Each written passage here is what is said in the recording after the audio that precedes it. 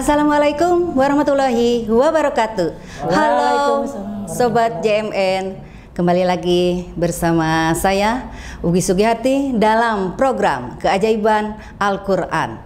Semoga sobat-sobat JMN ada dalam keadaan sehat walafiat, yang sedang sakit segera disembuhkan, yang sedang dalam kesulitan segera diberi kemudahan. Kali ini kita ditemani oleh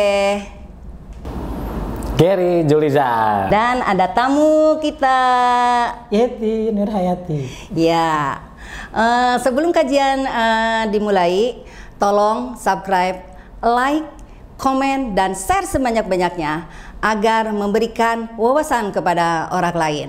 Kali ini gimana, Ger? Ada informasi? Nggak ada sih, aku nggak ada informasi. Langsung aja ke temanya gitu? Boleh. Ya, langsung aja ke Om Gunawan. Silakan Om Gunawan. Baik, halo, assalamualaikum warahmatullahi wabarakatuh, sahabat semuanya. Semoga sehat selalu ya. Untuk materi kali ini tentang konsep kesetaraan, mada tambahan kesetaraan antara Al-Quran dan sholat.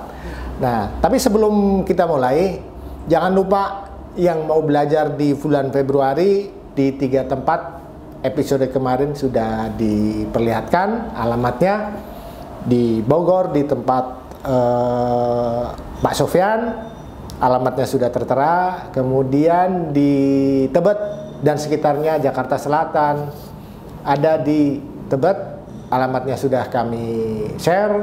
Silahkan untuk menghubungi atau datang langsung ke tempat. Dan untuk yang di Purwakarta dan sekitarnya, silahkan datang di Perum Usman di Blok D 11 nomor 12. Nah, silahkan yang mau belajar di masing-masing tempat sudah tersedia. Dan untuk Bandung nanti yang menyusul, kemudian yang di Padang sudah, kemudian yang di Yogyakarta juga sudah, dan banyak tempat-tempat lainnya. Dan untuk kajian kali ini kita mulai dari mulainya tentang ada satu bacaan Al-Quran yang masuk di dalam rukun sholat.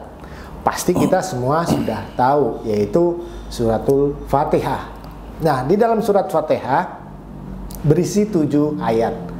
Tetapi yang harus kita lihat bahwa ternyata hanya ada 2 surat yang memiliki 7 ayat.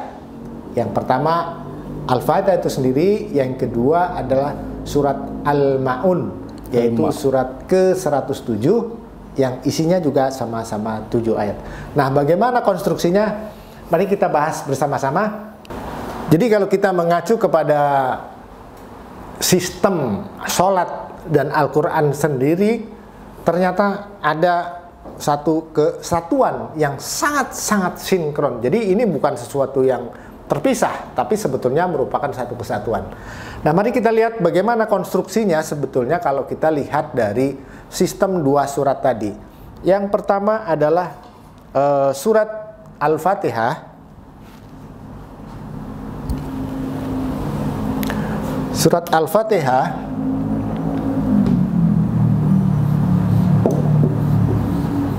ini 7 ayat. Kemudian ada surat Al-Ma'un. Ini juga 7 ayat. Jadi ada, ini surat ke-107 ya. Surat ke-107 ini sementara surat pertama. Konsep ini sebetulnya gambaran awal dari bentuk orang sholat berada di masjid.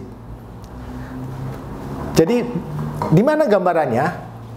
Karena kalau kita lihat bentuk sholat, bentuk masjid, simbolnya umumnya adalah gambar bulan bintang atau bulan. Nah, maka kalau kita ambil titik tengahnya dari angka 1 sampai dengan 107, ini titik tengahnya ada di surat 54, yaitu surat Al-Qamar. Ini artinya bulan. Maka bulan simbolnya itu tidak bentuk lingkaran ya. Bulan itu pasti disimbolkan akan seperti ini. Sabit. Sabit ya. Iya. Nah, pertanyaannya kenapa tidak bulat saja bulan? Karena ini simbol matahari, nanti beda lagi. Jadi bulan selalu simbolnya adalah sabit. Maka kalau kita lihat gambaran dari masjid, ini tadi diwakili oleh surat pertama, ini 107. Titik tengahnya ada bulan. Nah, inilah gambaran tentang masjid, karena ini surat ke-54 titik tengahnya tadi, yaitu surat Al-Qamar. Nah, kemudian kalau itu dikatakan masjid, harus ada simbolnya. Dan fungsi masjid adalah tempat untuk orang sholat. Yang paling sederhana simbol orang sholat itu sebenarnya simbol sujud, bukan orang simbol berdiri kan? Iya. Benar nggak? Iya. Jadi kalau masjid adalah tempat orang bersujud, makanya dinamakan masjid. Tapi kalau musola ya tempat orang sholat. Iya. Tapi kalau masjid dikatakan sebagai tempat orang bersujud. Kalau orang bersujud berapa titik? Orang sujud 1, 2, 3, 4. masa? Mata, terus sini kening. 1, 2, 3, 4, 5, 6, 7. Jadi ada 7 titik ya? 7. Ada 7 titik. Maka orang Kiri sujud kanan ya benar. itu ada 7 titik. Maka sisa dari surat ini, surat 107, berarti ada 108 sampai 114. Maka ini tersisa 7 juga. 7 surat. Iya. Nah, maka dari 108 sampai dengan 114 ini sebagai simbol sujud. Ini simbol sujudnya itu ada di 108 dan 114. Nah, kalau orang sujud mestinya di atas sajadah. Betul ya? Iya. Nah, sekarang surat ke-108 sampai 114 ada berapa ayat? Pernah hitung tidak? Coba kita hitung. Berarti ada 108 Ayat. ya. Coba dicek Coba di dilihat Al-Qur'annya. Al-Qur'an. Ayat di Al-Quran. Ayatnya. Coba. Coba biar 108 jumlah ayatnya berapa?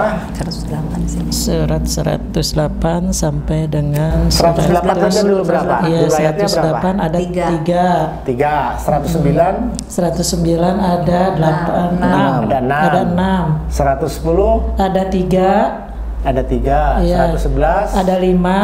ada 5, 112 Ada 4. ada 4, Terus 113 Al-Falaq ada 5. ada 5, 114 14 ada 6. ada 6. Iya. Nah, berarti kita jumlah nih.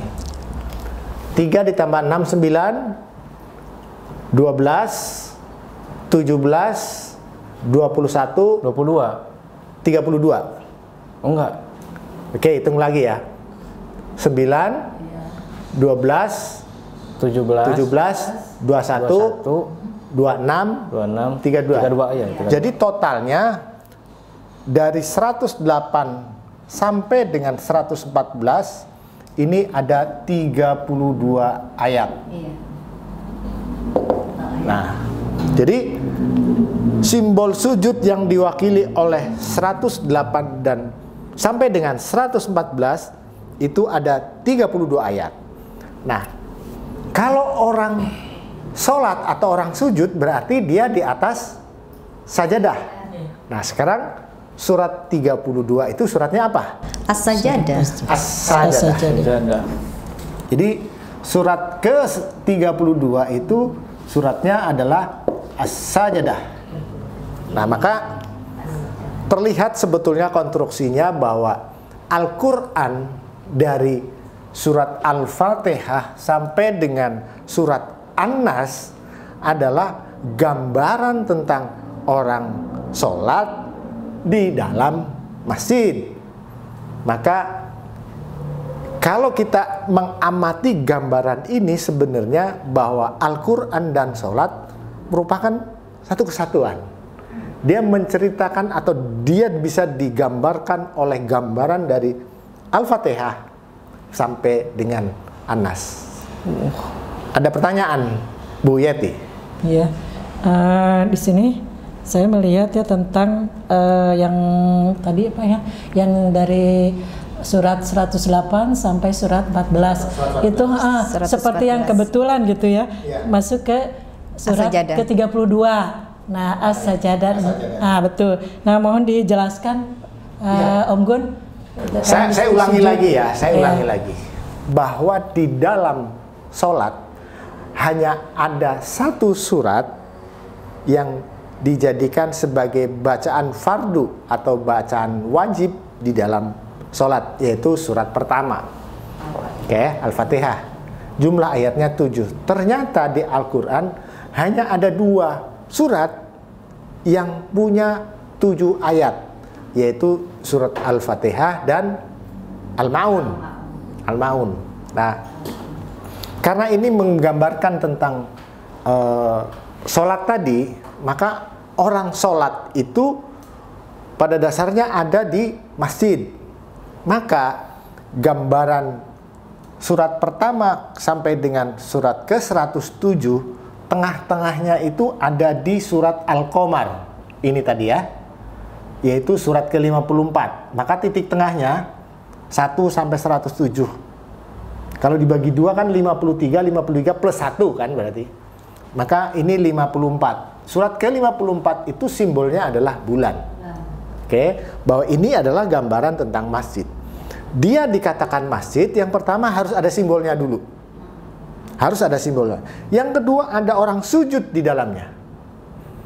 Walaupun ada simbolnya, tapi tidak pernah dipakai sujud, apakah dia dijadikan sebagai masjid? Tentu tidak.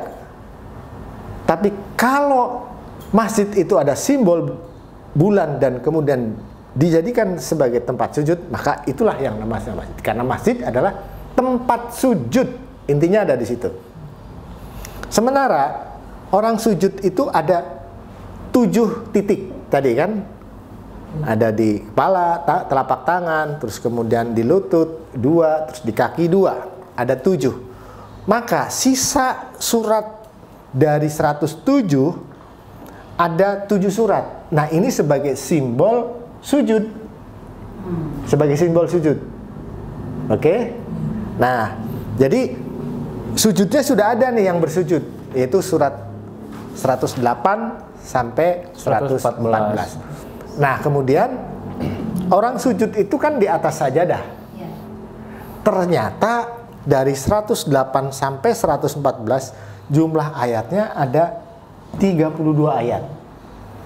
Dan kebetulan lagi surat ke-32 adalah suratnya As-Sajadah. Jadi Al-Quran menggambarkan tentang orang sujud di dalam masjid.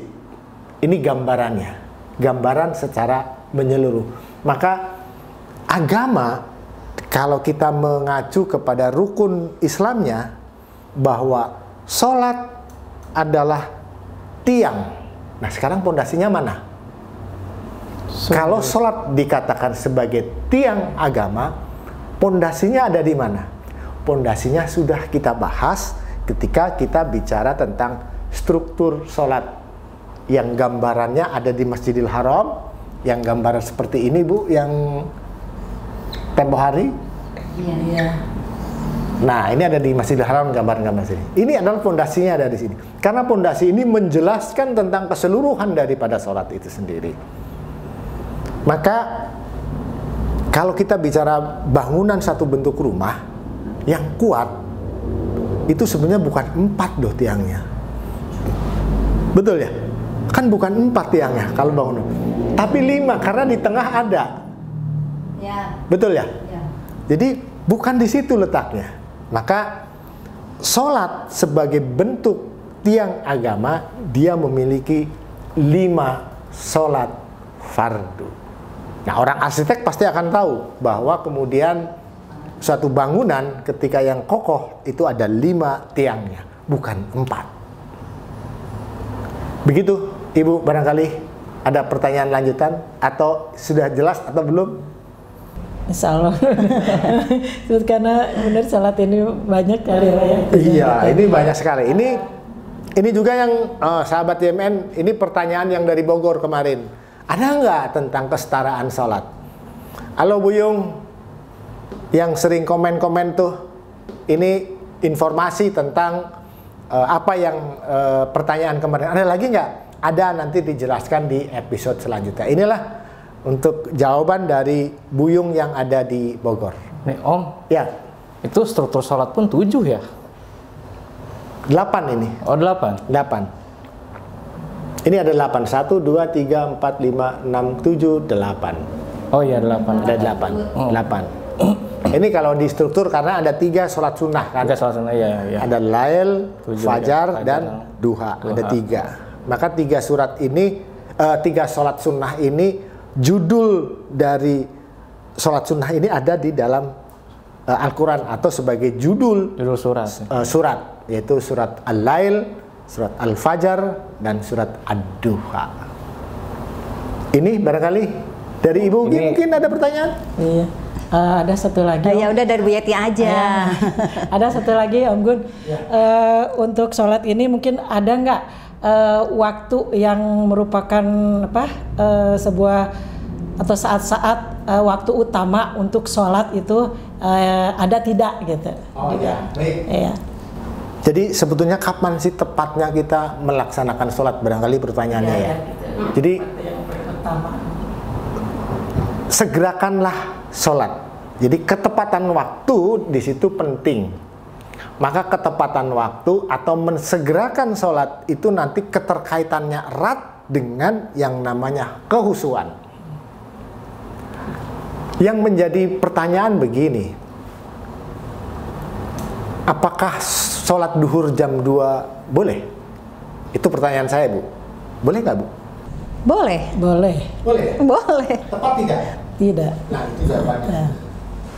Jadi ketepatannya itu bukan pada jam 2, tapi ketika azan berkumandang, setelah itu kita harus mensegerakan untuk melaksanakan sholat 5 waktu. Jangan tarsok-tarsok gitu artinya ya. Nah itu ketepatannya ada di situ ya. Karena waktunya itu selalu berubah. Kadang-kadang misalnya duhur ya, kadang plus 2, plus 3 dan seterusnya. Atau minus 2 dari jam 12 misalnya. Karena dia selalu bergeser tergantung putaran bumi mengelilingi matahari. Ya, terus pertanyaan berikutnya, kenapa manusia disuruh sholat tepat waktu? Ada alasannya? Oh, pasti ada. Ya, alasannya bagaimana? Dalam sistem ketepatan, kita bicara tentang matematika Al-Quran kembali ya. Bahwa ketika kita bicara tentang suatu ketepatan, berarti bicara tentang waktu. Iya, waktu. Saya ambil contoh duhur saja ya. Saya ambil satu contoh duhur. Duhur itu salah satu jam produktivitas manusia. Orang bekerja dan sebagainya dan sebagainya. Tapi pada saat titik tertentu, tubuh ini perlu yang namanya istirahat. Iya. Tubuh pasti. Antara jam 8 sampai jam 12 terjadi satu interaksi yang sangat luar biasa. Sebagai manusia mungkin kita bertemu dengan berbagai macam karakter manusia. Maka ada unsur negatif yang masuk ke dalam kepala manusia, kepala kita, karena kita berinteraksi. Nah, bagaimana cara menghilangkan unsur negatif itu atau energi negatif itu? Maka kita mensegerakan untuk sholat, karena itu pas sekali break misalnya. Nah, maka ketika sujud tadi, unsur negatif itulah kemudian diambil oleh bumi. Makanya fil ardi itu kan sebenarnya satu bahasa ya, antara arde mengenolkan. Kalau anti petir itu kan ya, langsung seperti yang sudah dibahas lalu ya kan, langsung ditanam ke bumi, dinolkan. Iya. Jadi dinetralisir. Ada unsur negatif yang kemudian bisa menjadi satu bentuk eksiden, ledakan dan sebagainya, kemudian dinetralisir oleh bumi. Sama seperti kita, ada unsur negatif, bagaimana cara mengenolkan? Kita disuruh bersujud, dinolkan. Ketepatan waktulah itu yang diperlukan. Maka kehusuan yang diperlukan. Qad afla'al mu'minun, tahukah engkau siapa orang yang beruntung itu? Baru ayat kemudian apa enggak? Alladzina hum fi sholatihim khashi'un, yaitu orang yang mengerjakan sholat dengan khusyuk. Nah, sholat yang khusyuk itu salah satu syaratnya adalah tepat waktu, bukan sembarang waktu. Jadi ketepatan waktu itu mendukung kita melakukan satu kualitas sholat yang berbeda. Mungkin itu, Ibu. Jadi yang bisa saya simak di sini, ketepatan waktu, ya kita disuruh tepat waktu itu karena termasuk ke dalam kehusuan sholat itu ya, kehusuan, persyaratan sebagai khusyuk ya dalam sholat. Maka kemudian ketika kita ditanya sholatnya khusyuk nggak, kita masih ragu-ragu menjawab. Nah, jadi saya bertanya lagi nih, yang disebut dengan khusyuk dalam sholat itu bagaimana? Karena ada yang berpendapat nggak melihat, nggak mendengar apa-apa gitu kan, khusyuk gitu kan, maksudnya gimana? Kalau dikatakan tidak mendengar apa-apa, saya berani jawab bahwa itu keliru. Karena sholat itu dengan kesadaran penuh. Orang sadar berarti mendengar apa yang terdengar. Ada mobil lewat, ada orang ngomong, berarti kita mendengar. Hanya tidak terganggu, itu persoalannya. Nah, bagaimana untuk tidak terganggu? Yaitu tadi, yang pertama adalah ada unsur ketepatan itu. Kalau niat itu udah menjadi satu bentuk rukun, itu jelas. Iya. Tapi dari faktor luar itu apa yang melatar belakanginya? Yaitu tadi yang ketepatan pertama, waktu. Selain tepat waktu, apa lagi khusyuk itu? Ya tentu bacaan-bacaannya. Ketepatan waktunya, misalnya syarat itu kan bisa syarat sahnya, syarat kita sudah terpenuhi belum, terus kemudian rukun-rukunnya terpenuhi tidak. Nah, ini kan kita bicara yang di luar itu. Itu apa sih variabel apa yang kemudian kita bisa melaksanakan menjalankan sholat dengan khusyuk. Salah satunya adalah ketepatan waktunya. Bukan pendapat ya, selama ini sholat itu tidak mendengar apa-apa baru disebut khusyuk, berarti itu keliru gitu ya. Karena orang itu jadi tidak sadar. Ya, tidak sadar kalau nggak mendengar apa-apa gitu kan, tidak ingat apa-apa. Orang gitu sholat kan. harus sadar. Iya, harus sadar. Dengan satu kesadaran. Iya. Kalau tidak mendengar apa-apa, tidur dong. Nah, tidur.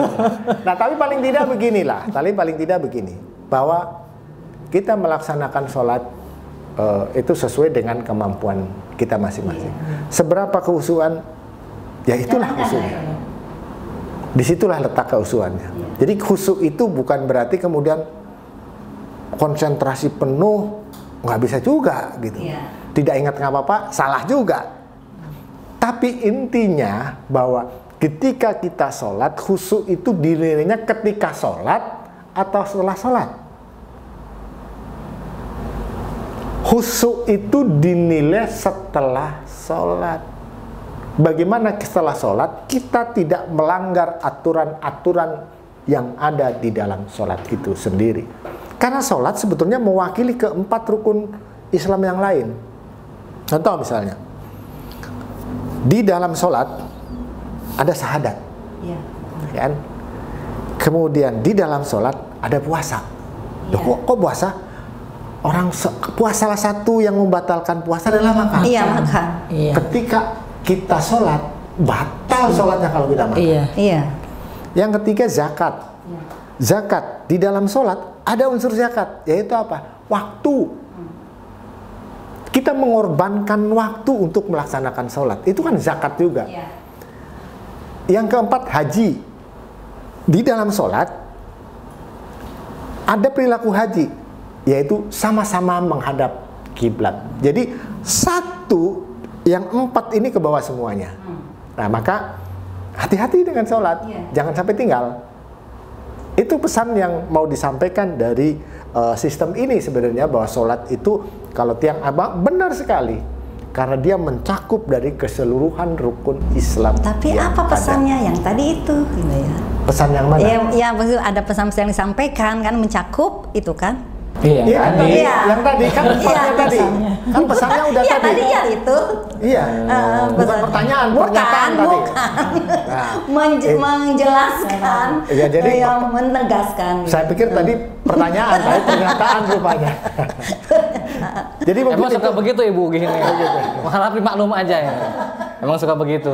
Nah, jadi mengenai bahasan tentang bahwa Al-Qur'an dan sholat itu merupakan satu kesatuan. Inilah satu argumentasi tambahan pertanyaan dari Bogor. Halo Bogor, jangan lupa tonton terus dan like and share. Oke, baik, mungkin untuk message kali ini cukup ya? Iya, cukup ya. Gary tidak ada lagi? Nggak ada lagi, cukup. Baik, sahabat semuanya, untuk episode kali ini saya cukupkan. Dan mohon maaf kalau ada kekurangan dan ketidakjelasan, semata-mata ini persoalan waktu yang terbatas, dan insya Allah kita bisa jelaskan ketika kita offline. Terima kasih. Wabillahi taufik wal hidayah. Wassalamualaikum warahmatullahi wabarakatuh. Waalaikumsalam warahmatullahi wabarakatuh. Iya, demikian Sobat JMN. Penjelasan tentang simbol ya, simbol masjid ya, itu simbol bulan, dan simbol yang sujud yang sudah dijelaskan oleh Om Gun. Terima kasih penjelasannya, semoga bermanfaat dan menambah juga wawasan untuk kita. Jangan lupa sobat-sobat JMN, subscribe, like, share sebanyak-banyaknya, dan komen di dalam kolom komentar. Ketemu lagi dengan kami dalam episode berikutnya. Wassalamualaikum warahmatullahi wabarakatuh. Waalaikumsalam warahmatullahi wabarakatuh.